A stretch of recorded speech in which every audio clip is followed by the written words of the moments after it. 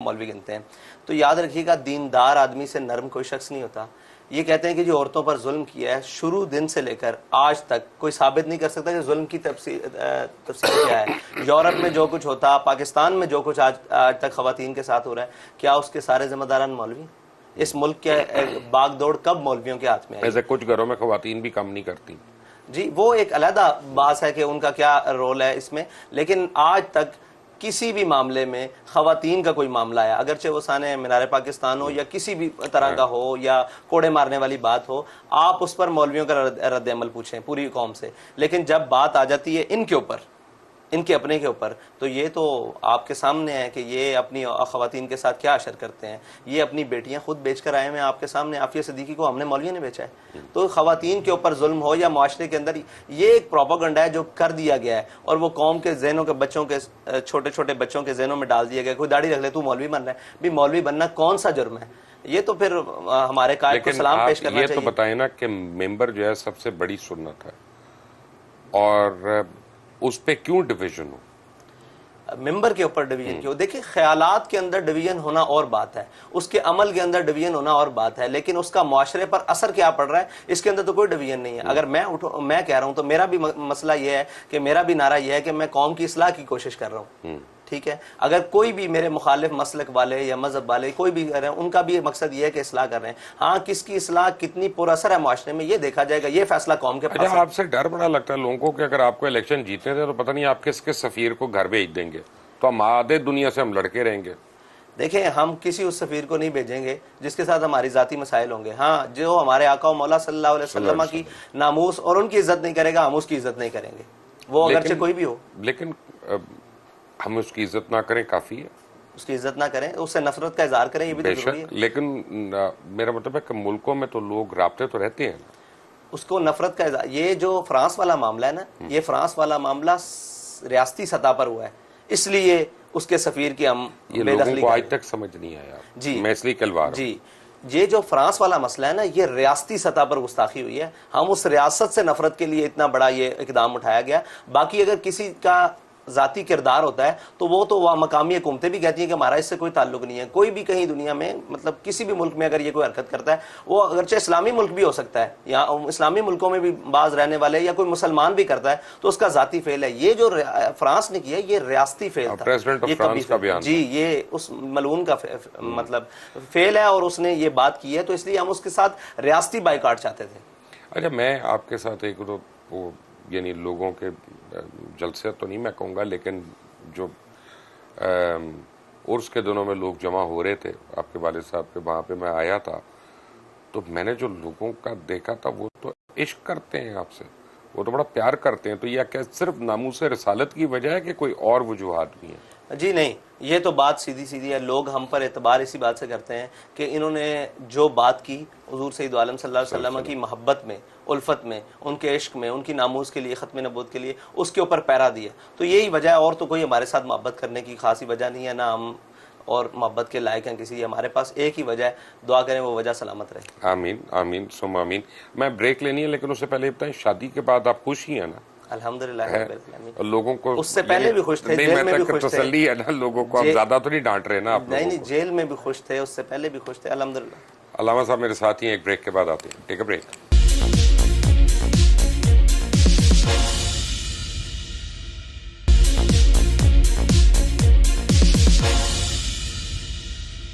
Welcome back from the break. और break पे जाने से पहले आप बातें सुन रहे थे खरी खरी अल्लामा साद रिजवी साहब की। अल्लामा साहब, मुझे ये बताइएगा कि जब तहरीक लब्बैक का धरना था, तहरीक लब्बैक की मार्च थी, तो मैं खुद देखा, मैंने आपके जितने कायदीन थे वो सारे अपने बच्चों के साथ वहाँ पे थे। ये वो खुद आपके घर वाले, आपके छोटे भाई जो थे, उनको तो यानी पुलिस की लाठियाँ भी पड़ी, काफ़ी कुछ हुआ।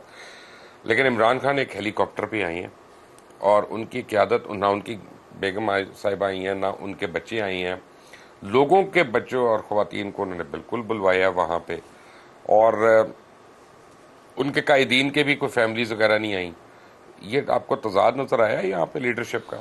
जी, ये लीडरशिप का तजाद है। इसमें हमारे कायद ने हमारी तरबियत की थी। वो पहले फैज़ाबाद में भी हम दोनों भाई मौजूद थे, हम दो ही भाई हैं और दोनों भाई मौजूद थे। तो तजाद भी नज़र आया और उसका नतीजा भी नज़र आया कि जब कायद ऐसी हालत में हो तो फिर कौम रोडों के ऊपर एक शैल चलने से भाग जाती है।